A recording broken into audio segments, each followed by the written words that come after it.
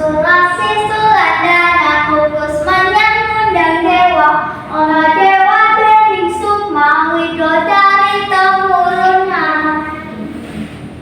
Assalamualaikum warahmatullahi wabarakatuh.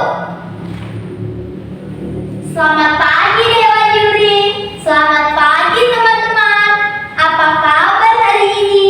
Sudah pasti sehat kan?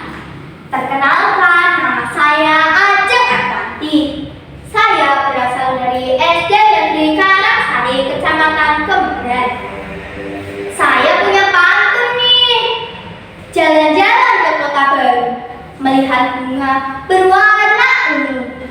Yuk dengarkan dulu, saya mau bercerita seru. Saya akan menceritakan sebuah cerita rakyat yang berasal dari Kabupaten Banyumas dengan judul Nini Cowok.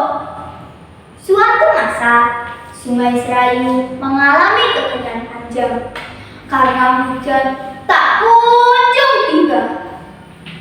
Hal ini membuat sawah dan ladang di sekitar Sungai Serayu mengalami kekeringan dan tidak bisa menanam.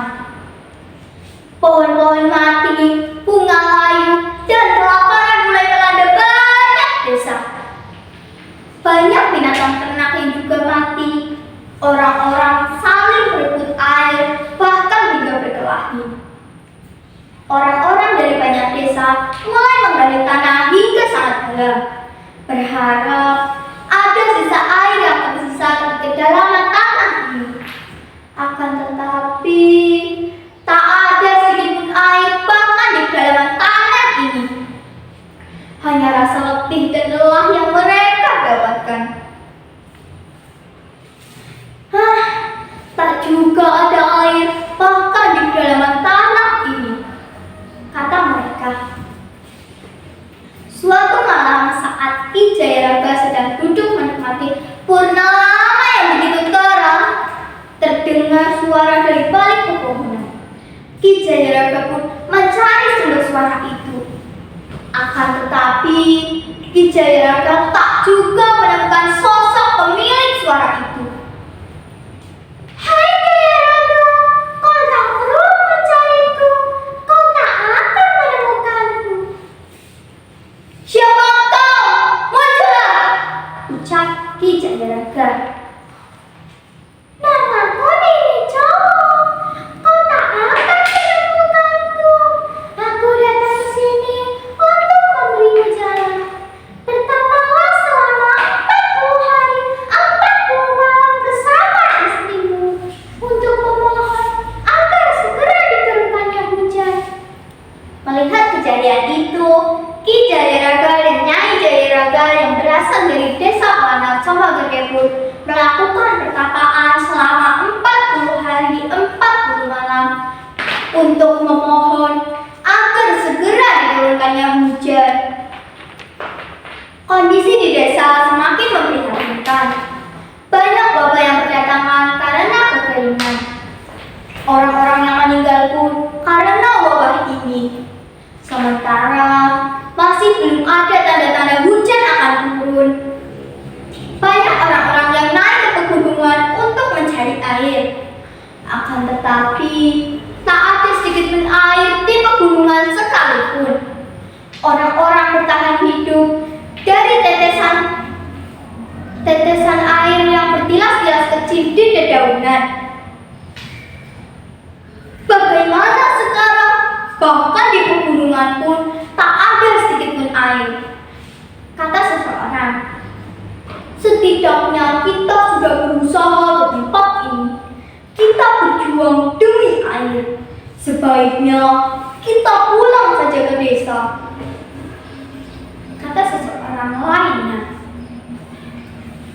Di satu sisi, Ki Jayaraga dan Nyai Jayaraga baru saja menyelesaikan pertapaannya.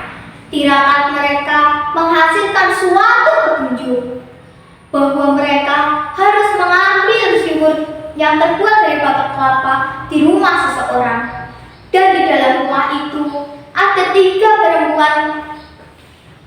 perempuan tua yang menjaga tinggal dalam satu rumah.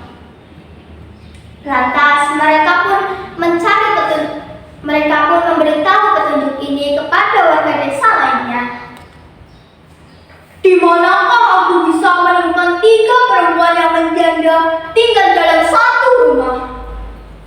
Aku tahu di seberang milik kebun Demang Martani ada 3 perempuan tua yang menjanda tinggal dalam satu rumah. Dan benar, atas informasi yang diberikan oleh warga itu, rumah itu ditemukan yang juga terdapat siwur yang terbuat dari batok kelapa di rumah itu. Lantas Ki Jayaraga pun mengambil siwur itu untuk diruat di rumahnya. Setelah beberapa malam menunggu, siwur itu bergetar kencang dan mengeluarkan suara perempuan tua dari siwur itu. Hai, cepat tangani aku seperti perempuan cantik. Siapa kau? Kata Nyai Jayaraga dan Ki Jayaraga. Namaku Nini Chowo. Cepatlah tangani aku seperti perempuan cantik agar aku bisa cepat menurunkan hujan. Melihat kejadian itu, Nyai Jayaraga mengambil kain dan melilitkannya pada siwur itu.